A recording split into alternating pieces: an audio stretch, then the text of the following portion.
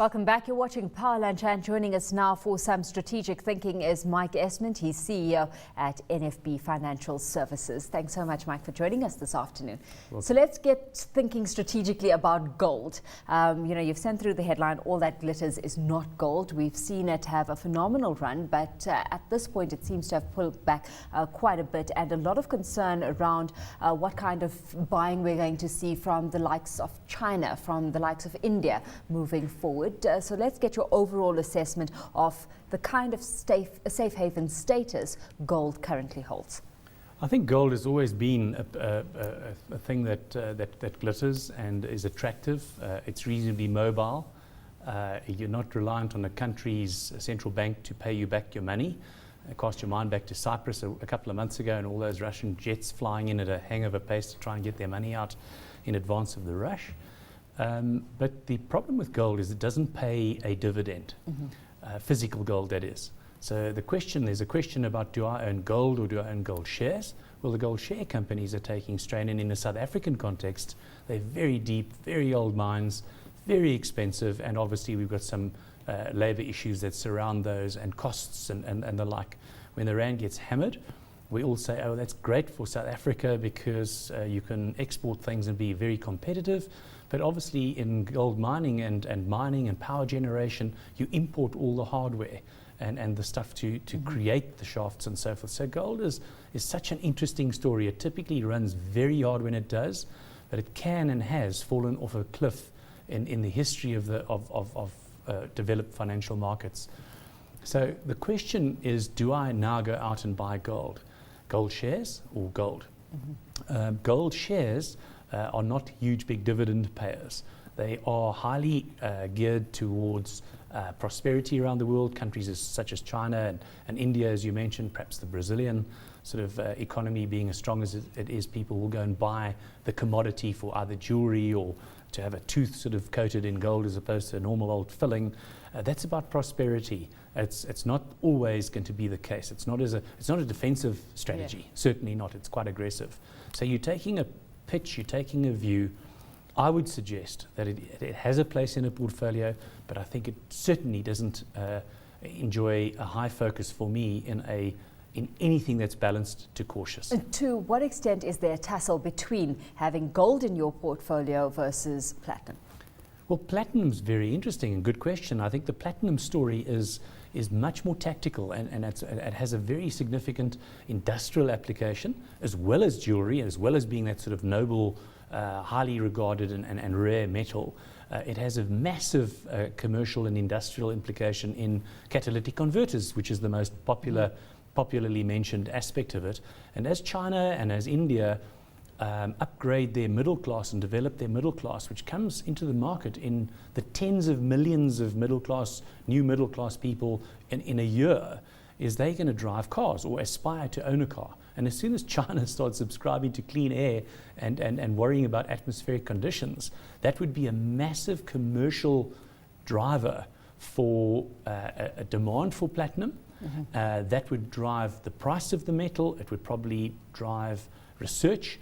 And would be very good for South African platinum stocks. But here we're platinum let's just draw the distinction here, because you've got the platinum stocks, miners exposure there, and then you've got platinum ETFs, specifically the physical metal.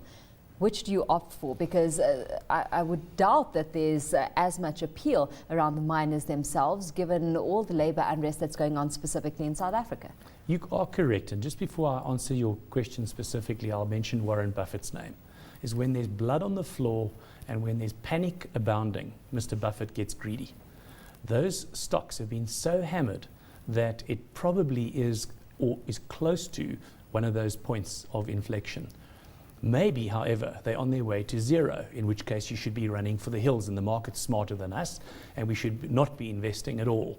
I don't think that is the case. There is a commercial application. There is an opportunity for a mine to pay a dividend. On the ETF if they can get production up and the stuff out of the ground to start off with. But if they weren't able to, is that a permanent status, or will something give? Will something change? Will Labour come to its senses if they're not being sensible? Will management change its position, and so forth? Will the unions sort out their differences and their power play? Those are things that create opportunity. So, again, it's a tactical position in a portfolio, and I'm not a stockbroker, but I would say it is definitely a tactical opportunity, as it is in a point of almost, pendulums don't swing and hang around the mean. They tend to go from one extreme overbought to another extreme oversold. And if you have a smart person that can either themselves apply their mind if they've got the time, or a portfolio manager who can do that, or a unit trust manager, let's rather leave that specific skill and decision to them. Answering your question about ETF versus physical equities, is the ETF is a play on currency and a play on the metal, because those two are very close. They're priced in dollars. Yeah. So what's the dollar done? The dollar's firmed, so the price of gold has come down. But the price of gold has come down much further than the dollar has firmed in the last while. There's a little bit of science in there somewhere. Okay, so that's the one issue. Now on to the next question. Do you invest in balanced funds versus equity funds right now? So unpack those two for us. Great. So in the equity fund story, if you have a full-on equity bias, you are committed to the market, and when the storm comes, even if you see it coming, you can't hide. Because the mandate that you've given your pension manager or your unit trust manager, or you've taken a view yourself, is to be fully invested. That means that you're going to get whatever happens to the price of the underlying shares. You're going to be vulnerable to that. You will get the dividends if the shares pay a dividend. That's not a given in modern times either, because people, you're seeing reduced dividends, some good consistent payers of dividends, but it's not a slam dunk. If you had to give your funds, which in fact for retirement funds is almost compulsory, to a management instrument mechanism play that chooses between different classes of share, property, equities, bonds and cash, is you'd actually have you're giving a mandate or the ability to your manager to hide. So if he does see the 515 Express coming down the tunnel, he can actually deleverage, de-gear the portfolio from shares and buy more defensive things like cash or bonds. And they go through cycles. As economic circumstances change, each of those classes will have their time in the sun. And it's to try and find someone who's reasonably smart enough to do the analysis and to see some of those trends coming, or the opportunities when things are oversold. Yeah. How closely do you have to watch performance fees, management costs? I mean, on both those fronts. Extremely closely. If you think that if you kind of understand that the JSE's average dividend is around 3% in the long term, it's around 3% per annum. Now that's quite a tax efficient return. There is dividend withholding tax, but you're going to get a fairly nice, you might get 2.5 or 2.6 or 2.7%.